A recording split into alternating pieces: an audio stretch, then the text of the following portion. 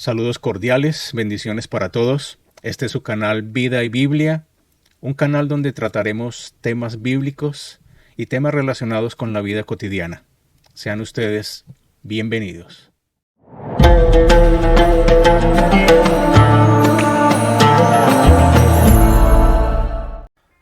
Saludos cordiales, bendiciones para todos. En esta oportunidad estaremos leyendo un libro sobre la historia de la Iglesia cristiana. Desarrollo del poder en la Iglesia romana. Hemos visto que Constantinopla desplazó a la ciudad de Roma como la capital del mundo. Ahora veremos a Roma afirmando su derecho de ser la capital de la Iglesia. A través de todo este periodo, la Iglesia en Roma ganaba prestigio y poder. El obispo de Roma, ahora llamado Papa, reclamaba el trono de autoridad sobre todo el mundo cristiano. Quería que se le reconociera como cabeza de la Iglesia en toda Europa al oeste del mar Adriático. Este desarrollo aún no había alcanzado la presuntuosa demanda de poder sobre el Estado y la Iglesia, que se manifestó en la Edad Media. Sin embargo, se inclinaba con fuerza hacia esa dirección. Veamos algunas de las causas que fomentaron este movimiento. La semejanza de la Iglesia con el Imperio como una organización fortalecía la tendencia hacia el nombramiento de un jefe. En un Estado gobernado no por autoridades elegidas sino por una autocracia, donde un emperador gobernaba con poder absoluto, era natural que la Iglesia se gobernara de la misma manera, por un jefe. En todas partes los obispos gobernaban las iglesias, pero la pregunta surgía constantemente, ¿quién gobernaría a los obispos?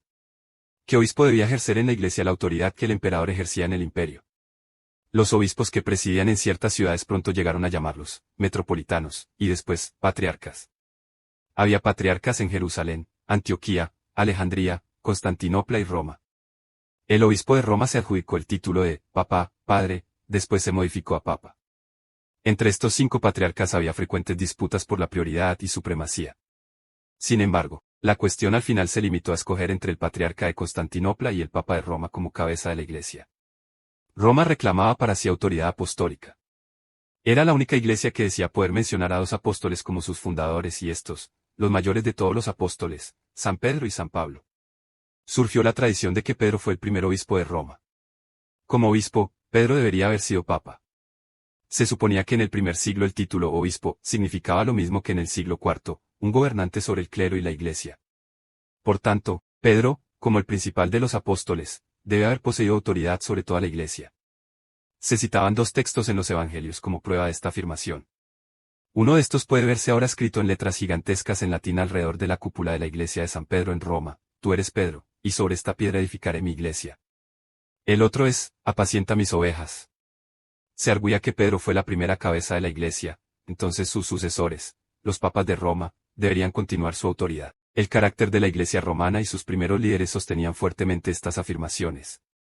Los obispos de Roma eran por lo general hombres más fuertes, sabios y que se hacían sentir por toda la iglesia. Mucha de la antigua calidad imperial que había hecho a Roma la señora del mundo moraba aún en la naturaleza romana.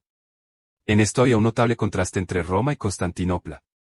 Al principio, Roma hizo a los emperadores, pero los emperadores hicieron a Constantinopla y la poblaron de súbditos sumisos. La Iglesia de Roma siempre fue conservadora en doctrina. Las sectas y herejías ejercieron poca influencia sobre ella y en aquel entonces permanecía como una columna de la enseñanza ortodoxa. Este rasgo incrementaba su influencia por toda la Iglesia en general. Además, la Iglesia de Roma desplegaba un cristianismo práctico. Ninguna iglesia la superaba en su cuidado por los pobres, no solo entre sus miembros, sino aún entre los paganos en tiempos de hambre y pestilencia. Dio gran ayuda a las iglesias perseguidas en otras provincias. Cuando un funcionario pagano en Roma demandó los tesoros de la iglesia, el obispo congregó a sus miembros pobres y dijo: estos son nuestros tesoros. El traslado de la capital de Roma a Constantinopla, lejos de aminorar la influencia del obispo o papa romano, la aumentó considerablemente. Hemos visto que en Constantinopla el emperador y su corte dominaban a la iglesia. Por lo general, el patriarca estaba supeditado al palacio imperial. Pero en Roma no había emperador que superara ni intimidar al papa. Se trataba del potentado mayor de toda la región. Europa siempre miró a Roma con respeto. Ahora que la capital estaba lejos, y especialmente como el imperio mismo estaba en decadencia, la lealtad hacia el pontífice romano empezó a ocupar el lugar de aquel hacia el emperador romano. Así surgió que por todo el occidente el obispo romano o papa, como cabeza de la iglesia en Roma, comenzara a considerarse como la autoridad principal en la iglesia en general. Por ejemplo, en el concilio de Calcedonia en Asia Menor, 381 s, Roma ocupó el primer lugar y Constantinopla el segundo. Se preparaba el camino para pretensiones aún mayores de Roma y el Papa para los siglos venideros. Caída del Imperio Romano Occidental. A través de este periodo de la Iglesia imperial, sin embargo, otro movimiento progresaba. Era la más enorme catástrofe de toda la historia, la caída del Imperio Romano Occidental. En el reinado de Constantino, al parecer el reino parecía estar muy bien protegido e inexpugnable como lo había estado en el reinado de Marco Aurelio o de Augusto. Sin embargo, estaba debilitado por la decadencia moral y política, y listo para sucumbir bajo los invasores que le rodeaban ansiosos de derrotarlo. A los 25 años de la muerte de Constantino, en 337 DC, cayeron las barreras en la frontera del Imperio Occidental y las hordas de bárbaros, nombre que los romanos aplicaron a los demás pueblos, a griegos y judíos, comenzaron a entrar por todas partes en las indefensas provincias. De esta manera se posesionaron del territorio y establecieron reinos independientes. En menos de 140 años el Imperio Romano Occidental, que existió durante 1000 años, y cuyos súbditos estaban contentos bajo su gobierno, quedó borrado de la existencia. No es difícil encontrar las causas de este gran derrumbe. Los vecinos bárbaros codiciaban las riquezas del imperio. De un lado de la frontera había ciudades opulentas que vivían en paz, vastos campos con cosechas, personas que poseían todas las cosas que estaban deseando las tribus pobres, no civilizadas, errantes, pero agresivas, que vivían al otro lado de la frontera.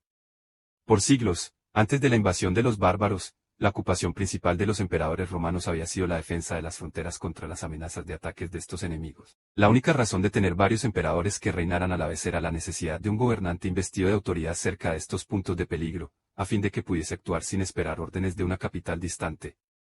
Aún en los mejores tiempos, los romanos estaban a la par con los bárbaros, hombre por hombre. Además, a través de los siglos de paz, los romanos perdieron la costumbre de combatir. En nuestros tiempos las naciones civilizadas poseen pertrechos de guerra muy superiores a los que tenían las tribus salvajes. Sin embargo, antiguamente, ambos lados peleaban con espadas y lanzas, y la única ventaja de los romanos consistía en la formidable disciplina de sus legiones. Aunque es de notar que esa disciplina decayó mucho en los tiempos de los últimos emperadores y los bárbaros eran más fuertes físicamente, más intrépidos y aptos para la guerra. Lo que empeoraba la situación de los decadentes romanos era que ya no servían en sus ejércitos.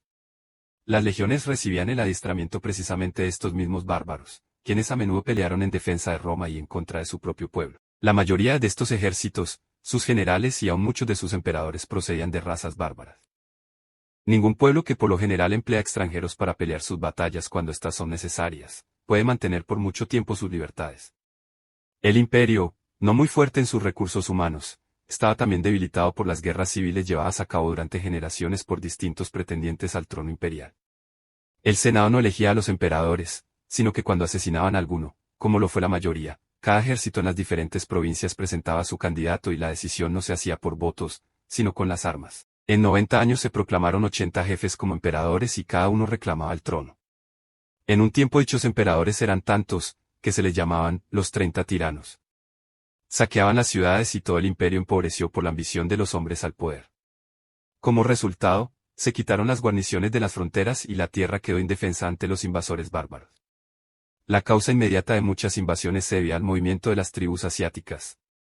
Cuando los bárbaros en el este de las provincias europeas se lanzaron sobre los romanos, declararon que los echaron de sus hogares una hueste irresistible de extraños guerreros, acompañados por sus familias, que cambiaron su morada del interior de Asia.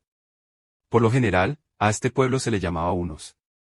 Se desconoce por qué abandonaron sus hogares en el Asia Central, pero se cree que fue por el cambio de clima pues la escasez de lluvia tornó los campos fértiles en desiertos.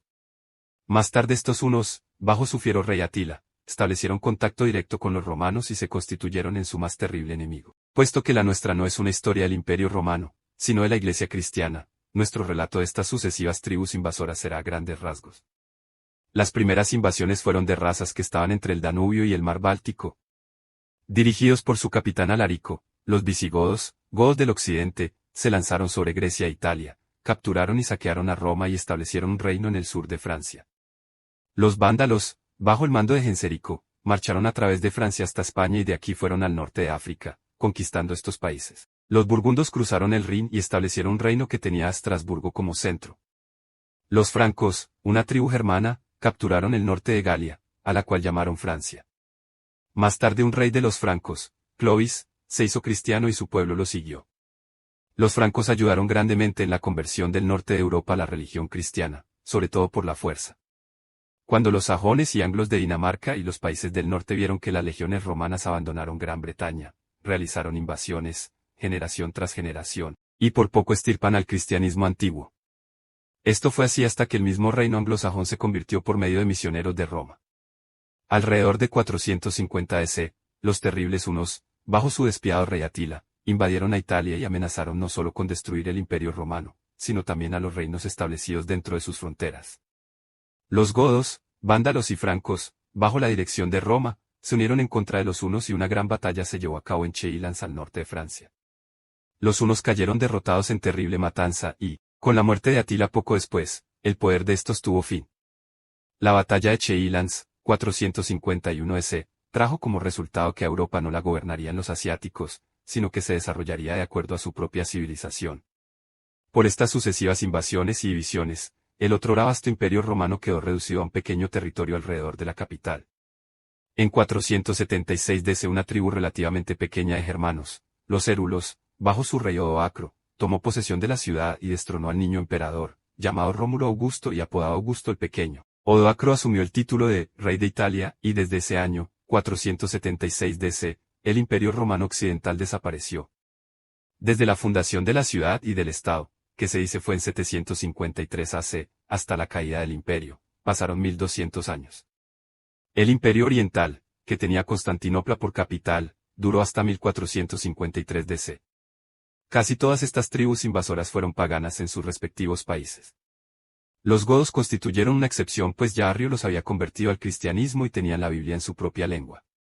De esta, las porciones aún existentes forman la primitiva literatura teutónica. Casi todas estas tribus conquistadoras llegaron a ser cristianas, en parte por medio de los godos, pero aún más por medio de la gente entre la que se establecieron. Con el tiempo los arrianos llegaron a ser creyentes ortodoxos. El cristianismo de esa época decadente era aún vital y activo y conquistó a estas razas conquistadoras. Estas a su vez, por su sangre vigorosa, contribuyeron a ser una nueva raza europea. Ya hemos visto que la decadencia y caída del poder imperial romano solo provocó que aumentara la influencia de la Iglesia de Roma y sus papas a través de toda Europa. De modo que, aunque el imperio cayó, la Iglesia aún conservaba su posición imperial. Líderes del periodo. Debemos ahora mencionar algunos de los líderes en este periodo de la Iglesia imperial. Atanasio, 293 a 373 DC, fue el gran defensor de la fe en el principio del periodo. Hemos visto cómo se levantó a prominencia en la controversia de Arrio.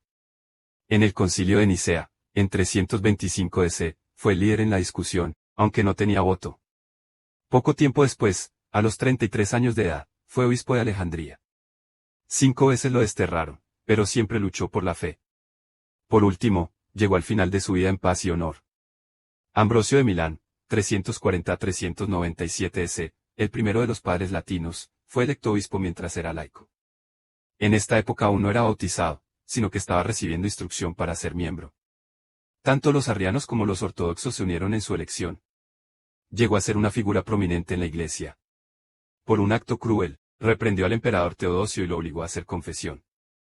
Después, el emperador lo trató con alta estimación y lo eligieron para predicar durante su funeral. Escribió muchos libros, pero su mayor honor consistió en recibir en la Iglesia al poderoso Agustín. Juan, apodado Crisóstomo, la boca de oro, debido a su elocuencia sin igual, fue el más grande predicador del periodo. Nació en Antioquía en 345 DC. Llegó a ser obispo o patriarca de Constantinopla en 398 DC y predicó a inmensas congregaciones en la iglesia de Santa Sofía. Sin embargo, su fidelidad, independencia, celo reformador y valor, desagradaba a la corte. Lo desterraron y murió en el destierro en 407 DC, pero lo vindicaron después de su muerte. Su cuerpo fue llevado a Constantinopla y enterrado con honores. Fue un poderoso predicador, un estadista y un expositor muy capaz de la Biblia. Jerónimo, 340 a 420 DC, fue el más erudito de los padres latinos. Recibió en Roma una educación en literatura y oratoria, pero renunció a los honores del mundo por una vida religiosa, fuertemente matizada de ascetismo. Estableció un monasterio en Belén y vivió allí por muchos años. De sus numerosos escritos el que tuvo una influencia más extensa fue su traducción de la Biblia a la lengua latina, una obra conocida como la Vulgata, a saber, la Biblia en lenguaje común, que aún es la Biblia autorizada de la Iglesia Católica Romana. Agustín es el nombre más eminente de todo este periodo. Nació en 354 DC en el norte de África. Desde muy joven fue un brillante erudito, pero mundano, ambicioso y amante del placer. A los 33 años llegó a ser cristiano por la influencia de su madre Mónica, la enseñanza de Ambrosio de Milán y el estudio de las epístolas de Pablo. En 395 EC, le nombraron obispo de Hipona, en el norte de África, al empezar las invasiones de los bárbaros. Entre sus muchas obras, La ciudad de Dios, fue una magnífica defensa a fin de que el cristianismo ocupase el lugar del decadente imperio.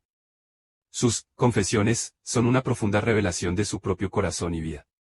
Sin embargo, su fama e influencia están en sus escritos sobre teología cristiana, de la cual fue el mejor exponente desde el tiempo de Pablo.